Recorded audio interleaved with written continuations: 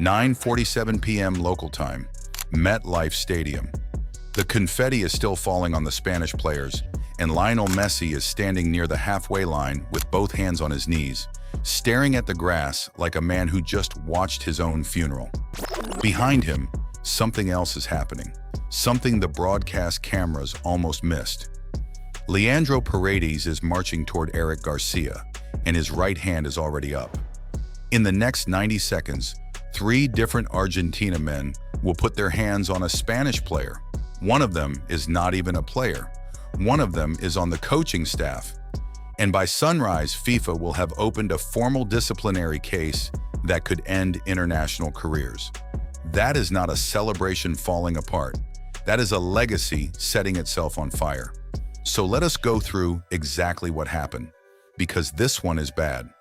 The story you are being told, that Argentina simply lost a World Cup final, is not the story.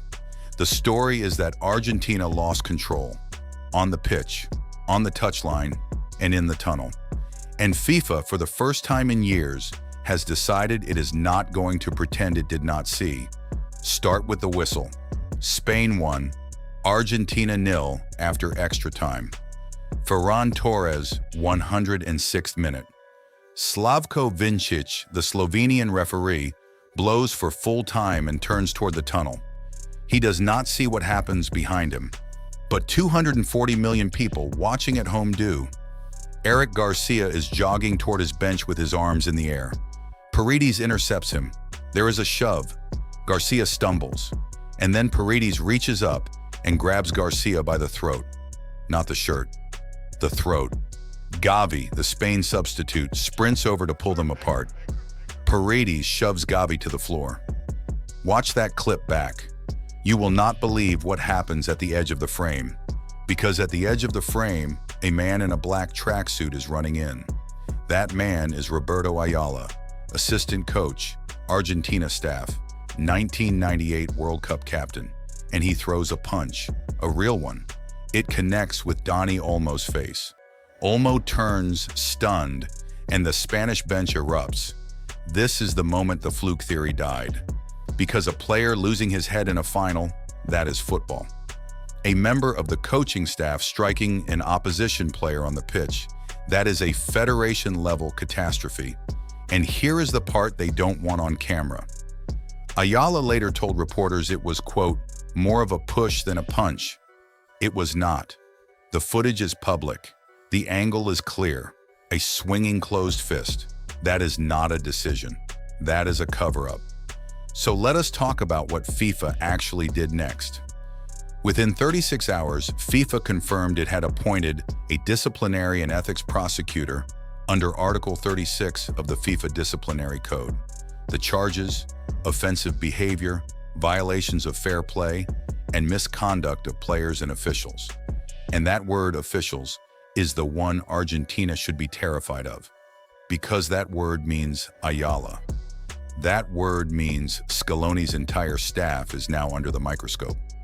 But the brawl is not the only reason FIFA is dropping the hammer. There is a second investigation running in parallel, and the punishment for that one could be even worse. We will get to it in a moment. First, you need to see what Enzo Fernandez did, because 10 minutes before the brawl, Enzo Fernandez was already off the pitch. Sent off. Not a straight red. Worse in a way. 2 yellow cards in 10 minutes.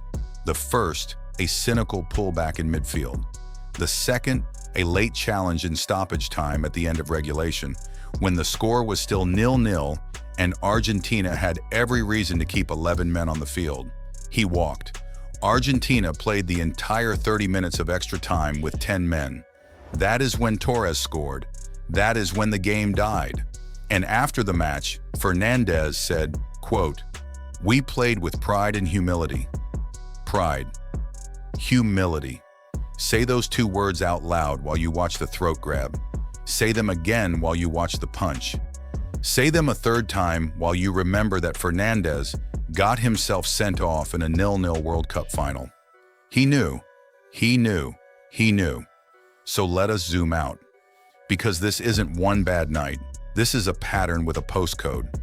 2022, Emiliano Martinez made a lewd gesture with the Golden Glove trophy on stage at the Qatar World Cup, in front of children, in front of cameras.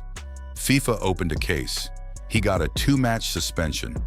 2024, Argentina players were filmed singing racist chants about the France national team on a team bus after winning Copa America in the United States. The French Football Federation filed a formal legal complaint. FIFA opened a case. It fizzled. 2025, a friendly against Uruguay ended with a tunnel fight. And now, 2026. The World Cup final. A throat grab, a coach's punch, a second yellow, and a banner. Brick after brick after brick. All in 4 years. All building the same wall. And that banner is the second investigation. Because during the medal ceremony, Argentina players unfurled a flag in the stands that read, Las Malvinas son Argentinas. The Falklands are Argentine. It was smuggled and passed FIFA security. It was held up on live television. And within hours, a Falklands War veteran in the United Kingdom had petitioned FIFA to act. The British government followed. The Argentine Football Association said nothing. That banner triggers Article 34.3 of the FIFA statutes. No political messages by players before, during, or after a match. It is written in black and white. And Argentina walked right past it, not by accident, by design, because someone had to plan and smuggle that banner into a secured stadium. Then came the media obligations. Under FIFA regulations, both finalists must attend a post-match press conference. Spain showed up. Argentina did not. Not Scaloni, not the captain, not a single senior player. That refusal is a separate breach, and that is exactly the arrogance that makes disciplinary panels reach for the top of the sentencing range. Let me lay out the evidence pile. Paredes, throat grab on Eric Garcia, referred to disciplinary prosecutor. Ayala, assistant coach, punch on Dani Olmo, Federation misconduct charge pending. Enzo Fernandez, second yellow card, sent off in a 0-0 final, automatic 1-match suspension incoming. The Argentina squad, political banner during medal ceremony, Article 34.3 breach under review. The Argentine Football Association, no formal apology issued, players skipped mandatory media duties. Emiliano Martinez, prior offender, previous 2-match FIFA suspension, already on file. That is not a coincidence, pile. That is a policy. Now let me be fair for a second, because this channel does not deal in fantasy. Argentina, the country, is not being banned from international football. That headline is not accurate. Article 36 is a disciplinary process, not a nuclear button. FIFA has never banned a former World Cup champion from a full international window. Scaloni himself was not on the pitch during the brawl. Messi did not throw a punch. Julian Alvarez tried to pull his own teammates away. There are innocent men in that dressing room, and it is fair to say so. But that is exactly what makes this a downfall instead of a scandal. Because the individuals at the center of it, Paredes, Fernandez, Ayala, they are not fringe squad members. They are the spine. They are the core. And the minimum sanction under Article 12 for violent conduct is a 3-match international ban. Stack that with a coaching staff suspension for Ayala, add the 6-figure AFA fine for the banner, and you get an Argentina squad that walks into the next international window missing its number 5, its number 24, and half its coaching bench. Not the country, not the flag, but the spine. Snapped. And in the middle of all of it, one image will not go away. Lionel Messi, 39 years old, sitting alone on the turf after the medal ceremony, head down, shoulders shaking, silver medal still in its box beside him. His last World Cup. His last shot. And the men in his own dressing room turned his farewell into a police report. Silence. That is what the Argentina team bus was that night. No music, no chants, no trophy. Just grown men who had watched their reputations combust on live television, and one legend who deserved a farewell he never got. So was this a moment of heat, or was this a team that never learned? Is a 3-match ban still not enough for a coach who throws punches? Which side are you on? Tell me below, drop it in the comments. A like genuinely helps more than you would think, and subscribe if you want World Cup coverage that reads the paperwork before it reads the headline. Football at this scale is never just a tournament, it is a mirror. And what Argentina saw in that mirror on Sunday night is not going away.